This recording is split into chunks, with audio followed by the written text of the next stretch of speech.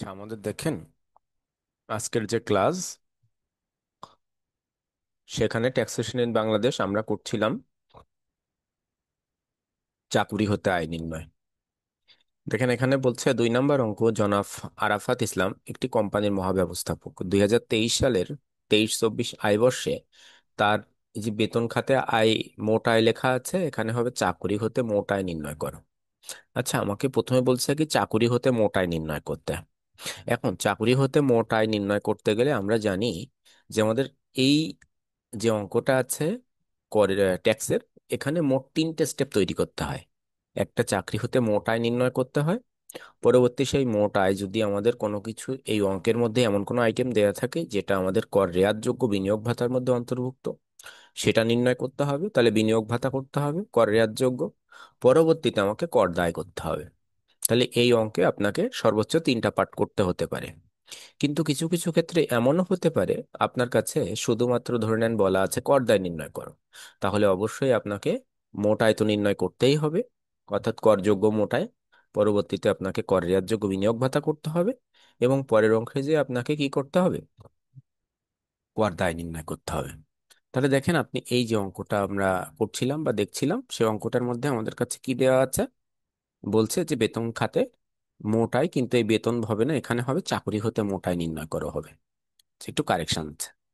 তাহলে দেখেন প্রথম অবস্থায় আমাদের অঙ্কটাতে কি বলছে, বলছে ক নম্বরে বলছে বার্ষিক মূল বেতন 2,40,000 টাকা, মহার্ঘ ভাতা এটা বার্ষিক দেওয়া আছে, অর্থাৎ এক বছরে, মাসের দেওয়া নাই। মহার্ঘ ভাতা মূল বেতনের 10%, বর্ধিত ভাতা মোট বেতনের বর্ধিত বেতন মোট 25,000 টাকা। ঘ নম্বরে বলছে বোনাস 2টি মাসের মূল বেতনের সমান। ও নম্বরে বলছে কমিশন নির্বিক্রয়ের উপরে 1% এবং বিক্রয়ের টাকা দেওয়া ছিল 10 লাখ টাকা। দোস্তুরি মাসিক 200 টাকা। বাড়ি ভাড়া হিসেবে তিনি মাসিক 20,000 টাকা পান। চিকিৎসা ভাতা 1,500 টাকা। তিনি অফিসে আসা যাওয়ার জন্য একটি গাড়ি সুবিধা পান। এই গাড়ির ক্ষেত্রে আমাদের কিন্তু 2টা শর্ত আছে, একটা 2500 সিসির মধ্যে, একটা 2500 সিসির বাইরে। একটা হচ্ছে 2500 সিসির মধ্যে যেটা থাকবে, সেটা কি আমাদের, সেটা হচ্ছে 10,000 টাকা হিসেবে প্রত্যেক বছর 1,20,000। আর 2500 সিসির উপরে গেলে সেটা আমাদের কাছে মোট 3 লাখ টাকা। তাহলে এই যে অংশটা আমার কাছে দেওয়া আছে, পরবর্তী দেখেন বলছে, অর্থাৎ এটা যদি আমরা দেখতে চাই, দেখেন আমাদের কাছে কিন্তু আছে, আমরা আমাদের যে অঙ্কের মধ্যে আমাদের যে শর্ত ছিল, সেই শর্তের মধ্যে কিন্তু আমাদের কাছে ছিল। এই দেখেন 2500 সিসির উপরে গেলে আমাদের কত হবে, 25,000 টাকা করে, 3 লাখ টাকা। আর যদি আমাদের কাছে কি হয়, তার ভিতরে থাকে 2500 সিসির, তাহলে 10,000 টাকা হিসেবে 1,20,000 টাকা। আচ্ছা, দেখেন পরবর্তী অংশে আমাদের কাছে কি বলছে, পরবর্তী অংশে বলছে তিনি অনুমোদিত প্রভিডেন্ট ফান্ড হতে মূল বেতনের 10% দান করেন এবং তার নিয়োগকর্তাও সমপরিমাণ অর্থ দান করেন। যদি এখানে প্রশ্ন করেন অনুমোদিত প্রভিডেন্ট ফান্ড কি, তাহলে এটা বিষয়টা এরকম যে আপনি এটা, অর্থাৎ এক প্রকার সঞ্চয়। আপনি এখানে কি করবেন, ধরে নেন আপনি বেতন পাচ্ছেন 10,000 টাকা, সেই 10,000 টাকার আপনাকে বলা হলো যে আপনি 10% দান করছেন, এবং 10% ধরে নেন যে টাকাটা হচ্ছে 1,000 টাকা, সেই 1,000 টাকা আপনার আবার কি করছে, আপনি তো 1,000 টাকা দিলেন, ঠিক আবার একইভাবে আপনার যে নিয়োগকর্তা ছিল সেই নিয়োগকর্তাও আপনাকে 1,000 টাকা দিবে। তাহলে মোট কত টাকা হচ্ছে, 2,000 টাকা। তারপরে বলছে কি সমপরিমাণ অর্থ দান করেন। তাহলে এই অংশে আমাকে 2টা জিনিস মনে রাখতে হবে।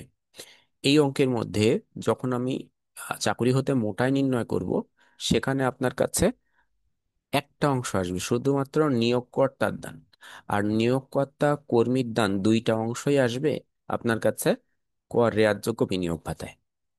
তারা বলছে তিনি অনুমোদিত প্রভিডেন্ট ফান্ডের উপরে মূল বেতনের 10% হারে দান করেন, এটা গেল। তারপরে বলছে কি আয় বর্ষে তিনি 16% হারে উক্ত ফান্ড হতে 25,000 টাকা সুদ পান।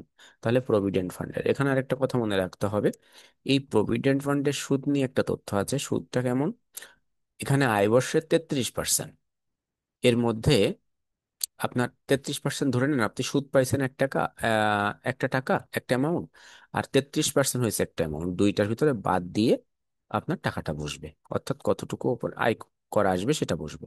আর প্রধানমন্ত্রীর ত্যাগ তহবিলে দান 10,000 টাকা, এই প্রধানমন্ত্রীর ত্রাণ তহবিল, আমাদের বর্তমান সময়ে প্রধানমন্ত্রী নাই, আমাদের এখন কি আছে, প্রধান উপদেষ্টা। তাহলে আপনি দেখবেন এই মুহূর্তে কোনো বইতেই প্রধানমন্ত্রীর ত্রাণ তহবিলে দান এই কথাটা বলা নাই, হয়তোবা এই মুহূর্তে থাকবেও না। আর যদি থাকে, তাহলে এটার কাজ হচ্ছে, আপনি যখন মোট করযোগ্য আয় নির্ণয় করবেন, তার থেকে আপনি এই 10,000 টাকা বাদ দিয়ে আপনি নিট করযোগ্য আয় নির্ণয় করবেন।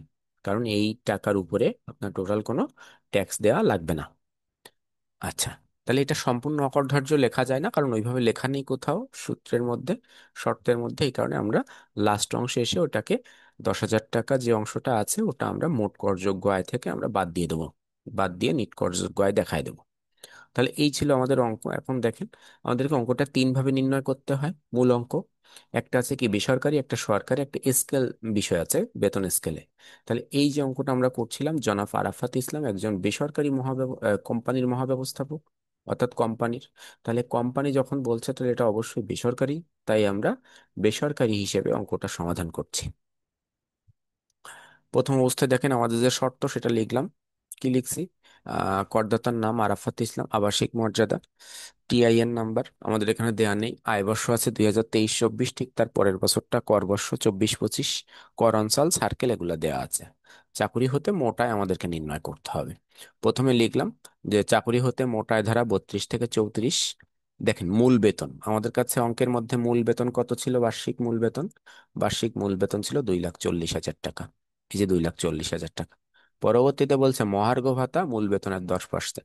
তাহলে মূল বেতনের 10% মহার্ঘ ভাতা, দেখেন 24,000 টাকা। এই অঙ্কে আমার এই যে মূল বেতন কিন্তু আমি এখানে গুণ করে দেখানো লাগি নাই, কারণ আমার এই মোট টাকাটাই দেওয়া ছিল, এক বছরের যে মোট টাকা সেটা দেওয়া ছিল।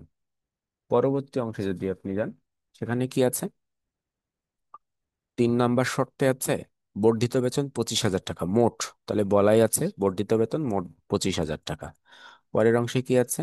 বলছে ঘ নাম্বারে বোনাস পায় 2 মাসের মূল বেতনের সমান। তাহলে বোনাস পাচ্ছে 2 মাসের বেতন। তাহলে বোনাস যদি 2 মাসের বেতন পায়, তাহলে এই যে অংশটা আছে 2,40,000 টাকা আমার মোট ছিল, এটা 12 দিয়ে ভাগ করলাম, তাহলে 12 দিয়ে ভাগ করে 2 দিয়ে গুণ করলে আমার 2 মাসের বের হচ্ছে 40,000 টাকা।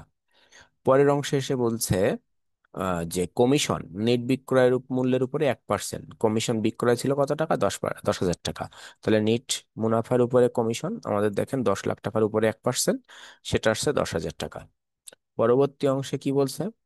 দোস্তরি মাসিক 200 টাকা, অর্থাৎ প্রত্যেক মাসে 200 টাকা, তাহলে 12 × 2 = 2,400 টাকা। পরের অংশে সে কি বলছে? পরের অংশে দেখেন বলছে বাড়ি ভাড়া হিসেবে তিনি মাসে 20,000 টাকা পায়, মাসে 20,000 টাকা বলছে। তাহলে বাড়ি ভাড়া মাসে 20,000 টাকা, 12 দিয়ে গুণ, তাহলে 2,40,000 টাকা। পরের অংশে কি বলছে? বাড়ি ভাড়ার পরবর্তীতে চিকিৎসা ভাতা মাসিক 1,500 টাকা, প্রত্যেক মাসে চিকিৎসা ভাতা 1,500 টাকা। এই চিকিৎসা ভাতা 1500 × 12 18,000 টাকা। পরের অংশে আছে তিনি প্রভিডেন্ট, এই যে তিনি অফিসে আসা যাওয়ার জন্য একটি গাড়ি সুবিধা পান। তাহলে আমাদের দেখেন যানবাহন সুবিধা, এই টিকা লেখা আছে, টিকার বিষয় একটু পরে বোঝাচ্ছি। যানবাহন সুবিধা দেখেন 1,20,000 টাকা, কারণ আমরা 2500 সিসি ধরছি সর্বোচ্চ। তিনি অনুমোদিত প্রভিডেন্ট ফান্ডে মূল বেতনের 10% দান করেন এবং তার নিয়োগকর্তা সমপরিমাণ অর্থ দান করেন। তাহলে 10% তার টাকা থেকে আসবে, এবং নিয়োগকর্তার টাকা থেকেও আবার নিয়োগকর্তা আপনার ঠিক ওই যে মূল বেতন, ওই মূল বেতনের 10% নিয়োগকর্তা দিবে, অর্থাৎ যেটা বেতন সে পাইতো। তাহলে অনুমোদিত প্রভিডেন্ট ফান্ডের নিয়োগকর্তার দান, তাহলে আপনি মোট বেতন পাচ্ছেন 2,40,000 টাকা এক বছরে, তার 10%। তাই আপনিও দেবেন 10%, তিনিও দেবে 10% নিয়োগকর্তা, তাই 24,000 টাকা। পরে কি বলছে? যে এর উপরে সুদ পাবেন আপনি, এই সুদটাকে মনে রাখবেন, আর কোনো এন্ট্রি যদি থাকতো সেটা করার পরেই বলছি প্রধানমন্ত্রী ত্রাণ তহবিলের দান আমরা এটা সবার লাস্টে করব। আর এই যে অংশটা অর্থাৎ লাস্টে বলছে কি মোট করযোগ্য আয় থেকে বাদ দিব। এই কারণে এখানে কিন্তু আর এনটি আসছে কি শুধুমাত্র এই 16% হারে উক্ত ফান্ডের হতে সুদ আয় 25,000 টাকা। তাহলে সবসময় মনে রাখবেন এই যে পার্সেন্টেজটা আপনি সবসময় এইখানে যে অঙ্কগুলো আসার মতো মোট আয়ের মধ্যে এর সবটার লাস্টের অংশটাতে এটা ক্যালকুলেশন করার চেষ্টা করবেন। দেখেন আমরা এখানে ক্যালকুলেশন করছি, আমাদের কাছে কি ছিল, বলছিল যে 25,000 টাকা পায়। তাই দেখেন ফান্ড হতে সুদ, অর্থাৎ প্রভিডেন্ট ফান্ড হতে সুদ আয় বা সুদ পান 25,000 টাকা। মনে রাখবেন এই যে এই অংশটা দেখেন তো আপনি, এইগুলা সবগুলা যোগফল দেখেন কত, 7,43,400 টাকা। এই 7,43,400 টাকা, এই যে মোট টাকা, এটা দেখবেন অধিকাংশ ক্ষেত্রে এখানে কোনো করের যোগ্য টাকা আসবে না। তাহলে এইখানে যে টাকাটা আসছে এই অংশটুক দেখেন আমরা ক্যালকুলেশন করবো বাদ অকরধার্য। 7,43,400 ইন্টু 33%, এই 33% তাহলে 2,45,322 টাকা, এই দুইটার বিয়োগফল। তাহলে দেখেন আমরা এটা ছোট এটা বড়, তাহলে এখানে আবার কোনো করযোগ্য আয়ের সীমা নাই, এবং অধিকাংশ ক্ষেত্রে এটাই হবে। দেখেন তাই এখানে কিছুই আসেনি। তাহলে এইগুলো সব যোগ করে আমার এই অংশটা কি আসছে? এই অংশটা আমাদের আসছে মোটায়। মোটায়ের পরে আমরা জানি বাদ আয়কর সীমা বা আয়কর সীমা বা দুইটা পার্ট, একটা নির্দিষ্ট অর্থ আয় বর্ষে দেওয়া থাকে, আর একটা চাকরি হতে মোটায়ের 1/3 অংশ। তাহলে চাকরি হতে মোটায় আসছে কত আমাদের? 7,43,400 টাকার 1/3 অংশ কাটলো আসছে 2,47,800। আর আমাদের কাছে কি আছে? এই আয় বর্ষের যে নির্দিষ্ট অর্থ ছিল 4,50,000 টাকা। দুইটার ভিতরে যেটি ছোট আমাদের ছেটে আসে বা যেটি কম, তাহলে 2,47,800 টাকা। তাহলে এই যে 2,47,800 টাকা আমার আসছে, এটা কি চাকরি হতে মোট করযোগ্য আয়? এই মোট করযোগ্য আয় আমার এটা। তাহলে এই অংশ দুইটার আমাদের যোগফল হচ্ছে মোট করযোগ্য আয় যে অংশটা আছে। তাহলে এটা বাদ দিয়ে দেখেন, 7,43,400 বাদ 2,47,800 বাদ দিলে আসছে 4,95,600। এটা হচ্ছে আমাদের কি করযোগ্য আয়। এই করযোগ্য আয় থেকে আমরা বলছিলাম যে প্রধানমন্ত্রী ত্রাণ তহবিলে দাল যে অংশটা আছে, এই অংশটা আমরা মোট করযোগ্য আয় থেকে বাদ দেব। মোট করযোগ্য আয় থেকে যদি 10,000 টাকা বাদ দিই, তাহলে আমাদের দেখেন 4,85,600 টাকা। এটা হচ্ছে আমার নিট করযোগ্য আয়। তাহলে আমাদের এখানে আমাদের কিন্তু আরো একটা বিষয় মাথায় রাখতে হবে। আমাদের এখানে বিভিন্ন আয়বর্ষ করবর্ষ অনুযায়ী আমাদের কিন্তু অঙ্কের বিভিন্ন শর্ত চেঞ্জ হবে। হ্যাঁ, এই কারণে আমাদেরকে খুব ভালোভাবে বিবেচনা করে অঙ্কগুলোকে করতে হবে, যাতে আয়বর্ষ করবর্ষটাকে আমাদের ঠিক থাকে। এবং এখানে প্রত্যেক বছর বছর চেঞ্জ হয়, যেমন গত বছর আপনার 2বার চেঞ্জ হয়েছে, এই আবার চেঞ্জ হয়েছে। আপনারা আবার দেখবেন এই যে নতুন বই আছে, এখানে সামান্য কিছু চেঞ্জ আপনারা পেয়ে যাবেন নতুন বই বের হলে। ঠিক আছে, অর্থাৎ এই যে আমাদের নতুন যে অর্থ বছর আসছে, অর্থ বছর এটা কত আসবে তাহলে? 25-26। এই 25-26 অর্থ বছরের মধ্যেও আবার সামান্য কিছু চেঞ্জ আছে। তো এরকম কিছু আসবে, সেটা শুধুমাত্র এই যে অংশটা আপনারা এই যে কর দায়ের অংশটা আপনাদের তো এখন একটাও করানো হয়নি। এই কর দায়ের অংশে সম্ভবত সামান্য একটু চেঞ্জ আছে। যদি চেঞ্জ থেকে থাকে বা আসে, তাহলে সেটা অবশ্যই আপনাদের ওখানে জানানো হবে। ঠিক আছে, তাহলে মোটামুটি এই যে অংশটা ছিল। আর আপনাদের একটা বাসার কাজের কথা বলছি, চেষ্টা করবেন বাসার কাজের জন্য এই যে 5 দাগের যে অঙ্কটা আছে, এই 5 দাগের অঙ্কটা একটু চেষ্টা করবেন যতটুকু পারা যায়। ঠিক আছে, ভালো থাকবেন আপনারা।